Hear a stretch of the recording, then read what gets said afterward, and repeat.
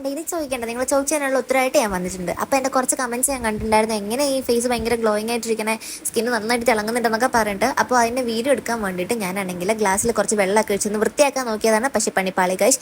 Last ഞാൻ കഴുകി വൃത്തിയാക്കി സൂപ്പറാക്കി കൊണ്ട് വന്നിട്ടുണ്ട്. അപ്പോൾ മുടിയൊക്കെ കെട്ടി ഞാൻ സെറ്റ് ചെയ്ത് വെച്ചിട്ടുണ്ട്. അപ്പോൾ ഈ എങ്ങനെ ഈ ഫേസ് ഭയങ്കര ഇതായിട്ട് ഗ്ലോയിങ് ആയിട്ടൊക്കെ ഇരിക്കണമെന്ന് ചോദിച്ചിട്ടുണ്ടെങ്കിൽ ഞാനിത് വീക്കിലൊക്കെ 2 times ചെയ്യാറുണ്ട്. മുഖം കഴുകണേ അല്ല ഗൈസ്, ഈ ചെയ്യാൻ പോകുന്ന സംഭവങ്ങൾ. അപ്പം ഞാൻ ആദ്യം തന്നെ ഫേസ് വാഷ് ചെയ്തിട്ട് ഞാൻ ഒരു ക്ലെൻസർ ഇട്ടിട്ട് നന്നായിട്ട് ക്ലെൻസ് ചെയ്യുന്നുണ്ടായിരുന്നു. അപ്പോൾ ഇപ്പോൾ നമ്മൾ മേക്കപ്പോ അങ്ങനെ വല്ല ഇട്ടിട്ടുണ്ടെങ്കിൽ ഇപ്പം 2 തവണ ക്ലെൻസ് ചെയ്യണത് നല്ലതാണ്. ഞാൻ പിന്നെ മേക്കപ്പ് അങ്ങനത്തെ പ്രോഡക്റ്റ്സ് ഒന്നും യൂസ് ചെയ്യാറില്ലാത്തതുകൊണ്ട് ഒറ്റ തവണ തന്നെ ക്ലെൻസ് ചെയ്യത്തുള്ളൂ. എന്നിട്ട് നന്നായിട്ട് ക്ലെൻസ് ചെയ്തിട്ട് ആദ്യം ഇത് ചെയ്യുമ്പോഴത്തേനും പതയൊന്നും വരുന്നില്ല. അപ്പം നിങ്ങൾ കളഞ്ഞിട്ട് പോകരുത്, ഇത് കൊള്ളത്തില്ല എന്ന് പറഞ്ഞുകൊണ്ട് 2 മിനിറ്റ് വെച്ച് കഴുകിയാലേ കുറച്ച് പതയൊക്കെ വരത്തുള്ളൂ.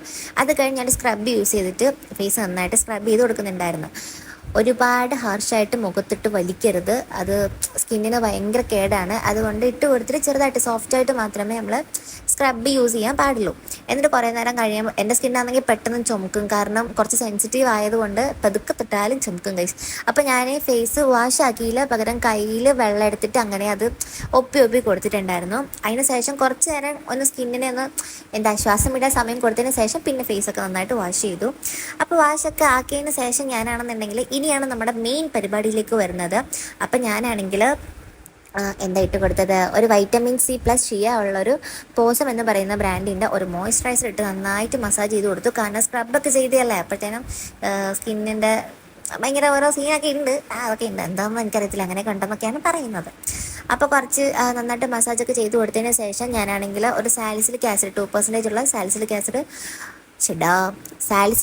2% ഉള്ള ഒരു സീറം എടുത്തിട്ട് ഫേസിൽ നന്നായിട്ട് ഡാബ് ചെയ്ത് കൊടുക്കുന്നുണ്ടായിരുന്നു. അത് കഴിഞ്ഞിട്ട് മുടിയൊക്കെ ഞാൻ അയച്ച് ഇപ്പം ഞാനാണെങ്കിൽ ആപ്സിൻ്റെ റോസ്മേരി വാട്ടർ ഭയങ്കര സൂപ്പറാണ്, മുടിക്ക് സെറ്റാണെന്നൊക്കെ പറയുന്ന കേട്ടോണ്ട് അത് യൂസ് ചെയ്യാമെന്ന് വിചാരിച്ച് ആദ്യം തന്നെ മുടി നന്നായിട്ട് ചെടയൊക്കെ ഇറുത്തു. കോമ്പ് യൂസ് ചെയ്തില്ല, അല്ലാണ്ട് കൈ വെച്ച് തന്നെ ചെടയൊക്കെ ഇറുത്തിട്ട് ഞാനത് അടിച്ചു കൊടുക്കുന്നുണ്ട്.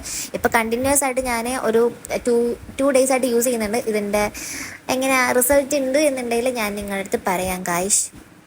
അപ്പോൾ അതെല്ലാം ചെയ്ത് കൊടുത്തതെല്ലാം എന്നിട്ട് മസാജ് ചെയ്തപ്പോഴത്തേനും എനിക്ക് ഉറക്കം വന്ന് നല്ല സുഖമായിരുന്നു. പിന്നെ കുറേ നേരം ചെയ്തതിന് ശേഷം ഞാനാണെന്നുണ്ടെങ്കിൽ മുടിയൊക്കെ വാരി കെട്ടിയൊക്കെ വെച്ചു. ഇത് ഞാൻ നൈറ്റാണ് കേട്ടോ കൂടുതൽ ചെയ്യാറ്. ഇത് മുടിയിലൊക്കെ എപ്പോഴും ഞാൻ എല്ലാ ദിവസവും ചെയ്യുന്നതാണ്. അപ്പോൾ അത്രയൊക്കെയുള്ളൂ ഗൈസ്. മുടിയൊക്കെ കെട്ടി വെച്ചു. ലാസ്റ്റ് ഷുണ്ണറിയായി, ഇനി പോയി കിടന്ന് ഉറങ്ങിയാൽ മതി. പക്ഷേ അതിൻ്റെ ഇടയ്ക്കൊരു പണി കിട്ടി. വേല കാണിച്ചിട്ട് നിൽക്കുന്നതിൻ്റെ ഇടയിൽ നഖം ഒന്ന് ചെറുതായിട്ട് ഒടിഞ്ഞു. എന്തോ ചെയ്യാൻ, എനിക്കങ്ങ് ഭയങ്കര സങ്കടം. ഞാൻ ഇത്രയും നാൾ തന്നെ തേനെ പൊന്നെ പൊന്നി എന്നൊക്കെ പറഞ്ഞ് വളർത്തിയ നഖമാണ് എന്തായാലും ഒടിഞ്ഞു പോയി ഗൈസ്. ശരിയില്ല വളരും. അപ്പം അത്രയുള്ളൂ ഗൈസ്, ബൈ.